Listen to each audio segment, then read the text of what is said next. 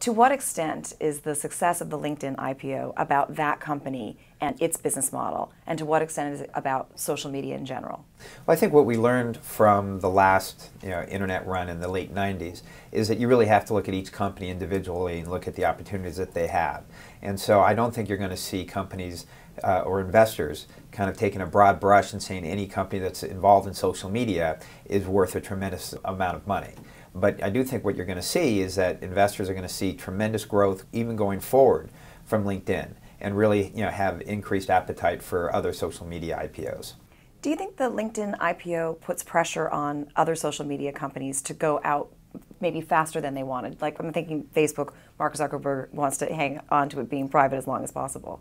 There's an ethos now in the Valley, and Mark Pincus, I think, said it best.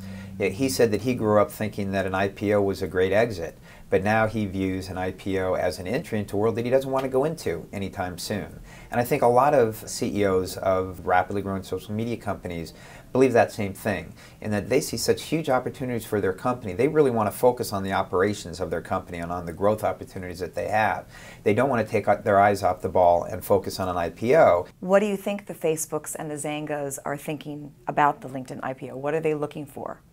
The VCs and senior managers of those companies are just trying to see what the appetite is by institutional investors for social media companies. And I think what they're going to see is that there's tremendous appetite.